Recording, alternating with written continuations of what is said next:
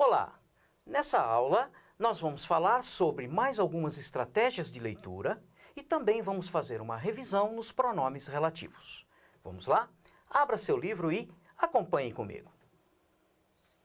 Guessing unknown words. Adivinhando palavras desconhecidas. Então, para começar, ele traz um ponto para que você faça uma reflexão. Quando você está lendo um texto em português e não sabe o significado de uma palavra, o que você faz normalmente? Procura um dicionário? Pergunta ao professor? Pergunta a um colega? Pergunta a alguém da família? Ou tenta adivinhar o significado? Se você respondeu A, B, C ou D,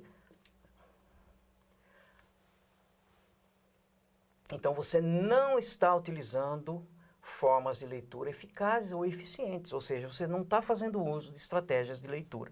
Então, essa tentativa de adivinhar o significado é também uma estratégia de leitura. Como que você vai fazer isso? A partir do contexto, a partir do seu conhecimento de mundo, a partir de pistas tipográficas. Então, aqui no livro ele traz algumas dicas, não é? Algumas estratégias para quando você estiver lendo um texto e se deparar com uma palavra que você não compreende, não entende. Lembre-se que a leitura, então, é um processo ativo, não é só a decodificação de palavras. Então, você tem que pensar no contexto. Uma grande maioria das palavras que aparecem nos textos também são cognatas, parecidas com as palavras em português e com significados semelhantes. Procure o significado geral do texto, porque isso pode te ajudar a elucidar aquela palavra que você não conhece. Então, palavra desconhecida. Procure um significado para ela de acordo com o contexto. Veja se ela está associada ao título ou à ilustração. Aí sim, você pode tentar, então, fazer uma dedução, fazer uma hipótese sobre o que quer dizer essa palavra, né? Ou seja, predizer, predicting, que é uma estratégia de leitura. Então, sempre fazendo esse predicting a partir do contexto. Então, qual é o melhor significado da palavra dentro daquele contexto? Vamos ver um exemplo aqui, ó. Você tem esse texto, inventions. De repente, você fala, puxa vida, eu não sei o que é cart. Bom, você não sabe o que é cart. Então vamos lá. Vamos ver o contexto. Vamos ver o texto como um todo. Está falando de inventions. Então você tem, ó, o primeiro, alguma coisa aqui, ó. Shopping. Shopping, opa, essa palavra está relacionada a shopping, a compras, né? Nos Estados Unidos. Foi alguma coisa aqui em 1930. E, opa, um cognato aqui, patenteado em 1940. Por quem? Por Sylvia Goldman. Então, veja bem, você não sabe o que é cart, mas vamos ver. Está falando de invenção, está falando sobre algo relacionado a compras. Observe na foto. O que pode ser? O que pode ter sido inventado aqui relacionado a compras? Ah, o shopping cart. Então, é o carrinho de supermercados. Então, esse carrinho ele foi developed em 1930 e patenteado em 1940. Bem, mas e developed? Eu também gostaria de saber o que é, não sei o que é developed. Bem, você não sabe o que é developed. Vamos dar continuidade então. Sylvia Goldman, que aqui, ó, que foi quem developed e patenteou em 1940, inventou o primeiro shopping cart em 1936. Muito bem. Aqui, ó, ele foi developed em 1930 e aqui no parágrafo seguinte está dizendo que foi inventado em 36. Então a gente pode fazer essa correlação que developed poderia ser algo criado, produzido, inventado, feito, fabricado, que não vai fazer diferença aqui no texto. Então, o primeiro shopping cart nos Estados Unidos foi desenvolvido, criado, inventado no final de 1930. Ok? Então, esse é um processo que a gente chama de predicting, que você vai deduzir a palavra pelo contexto, mesmo sem saber de pronto o que ela significa. Vamos falar agora sobre relative pronouns, sobre os pronomes relativos. Quero lembrar que nós já vimos os pronomes relativos nas aulas 14 e 15 da disciplina Inglês 3.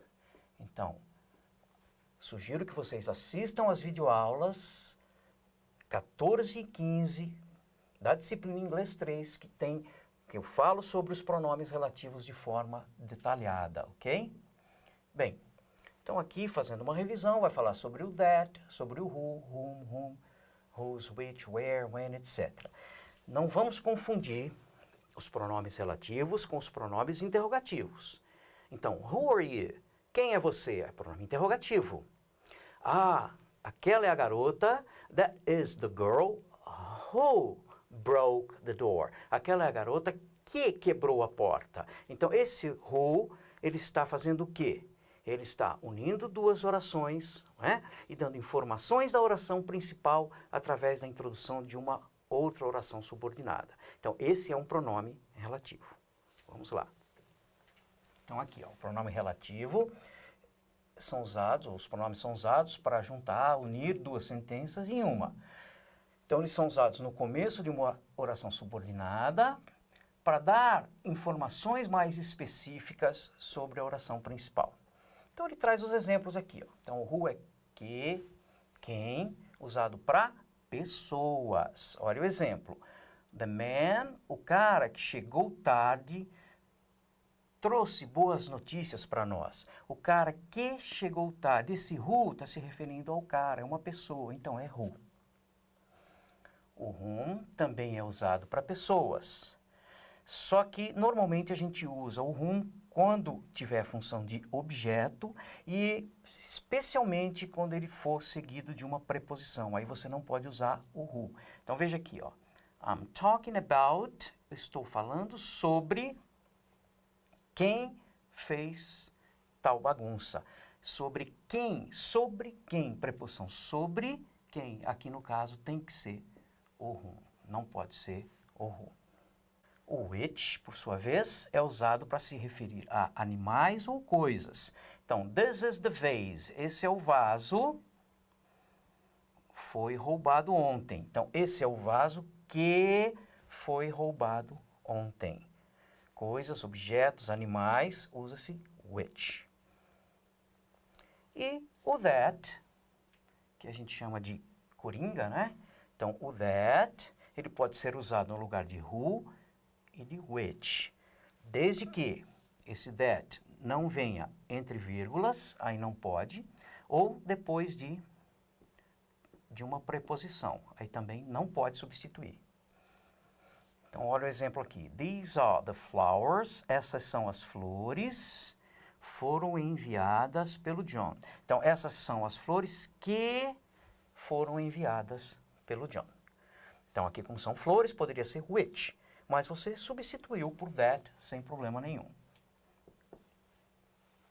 Então, atenção. O who, which e that também podem ser omitidos da oração em inglês, desde que eles não estejam precedendo um verbo. Então, por exemplo, that's the woman I told you about. Essa é a mulher que eu te falei a respeito. Então, esse que, veja que depois do pronome não tem verbo. Se tivesse um verbo aqui, ó, não poderia, não tem verbo. Ou seja, ele está com função de objeto. Nesse caso, você pode simplesmente omitir o pronome.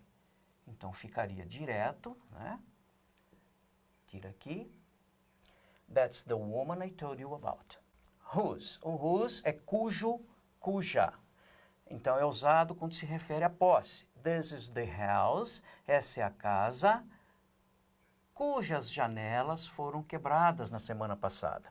Então, dá essa ideia de posse, cujo, cuja. Importante, sempre depois de whose, aqui vem um substantivo, ó, substantivo. Ok? Where se refere a lugar. This is the school, essa escola onde eu estudo. Quando? Usado para se referir a tempo. Ah, julho é quando nós podemos viajar. Why, usado para se referir a um motivo, uma razão. I don't know why, eu não sei o porquê. He is so sad, ele está tão triste. Observe só esse exemplo aqui, mais uma vez, olha, usando where. Esta é a escola onde eu estudo. Essa mesma oração, em português, você poderia dizer, essa é a escola na qual eu estudo. Então, essa é a escola onde eu estudo. Esse onde você poderia dizer na qual. Ou seja, uma preposição e mais o which. Vamos ver no livro, ele traz alguns exemplos. Ó. Então, ele chama de relative adverbs, que são usados no lugar dos pronomes relativos, junto com uma preposição. Então, this is the shop in which I bought my bike. Esta é a loja na qual eu comprei minha bicicleta. Que seria a mesma coisa que this is the shop where I bought my bike. Esta é a loja onde eu comprei minha bicicleta. Mais alguns exemplos que você pode usar preposição com which para substituir também o when e o why, né? Então veja aqui, why, por que razão, né?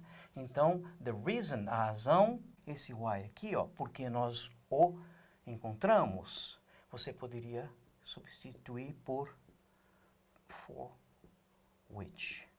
Então, o motivo, a razão pela qual nós o encontramos. Bem, no seu livro tem também uma lista, ou uma tabela, né, com os pronomes relativos, com o uso de cada um e com o exemplo de cada um. Então, lembrando, o who usado para pessoas, então, this is the girl, essa é a garota who lives next door, que mora ao lado. O which usado para coisas e objetos, né? Então, have you seen the bird? Você viu o passarinho que está voando? O which também pode ser usado, olha, para se referir à oração toda anterior. Então, he couldn't read. Ele não conseguiu ler, ou não conseguia ler. O que me surpreendeu. Então, o que te surpreendeu? O que está nessa oração toda aqui, ó, que ele não conseguiu ler. O whose, cujo ou cuja, pode ser usado para pessoas ou animais, dando essa ideia aí de posse, né? Então, do you know the man? Você conhece o cara whose house, cuja casa foi roubada. Então, lembre-se, ó, depois de whose, house é um substantivo. Você vai ter sempre um substantivo. O whom, usado como objeto da oração. Então, I was invited to the party by the teacher whom I met at the conference. Eu fui convidado para a festa pelo professor que eu conheci na conferência. E o that, que pode substituir tanto o who quanto o which, lembrando que não pode estar entre vírgulas e também não pode estar depois de uma preposição.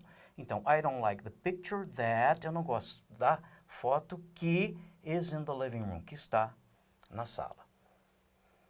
Fácil, né? Então, na verdade, é uma revisão que nós estamos fazendo aqui do uso desses pronomes relativos e lembrando que esses pronomes relativos nós estudamos nas unidades 14 e 15 da disciplina Inglês 3. Nós também vamos disponibilizar agora aqueles vídeos para que vocês possam mais facilmente acessá-los e rever esse assunto com muito mais detalhes.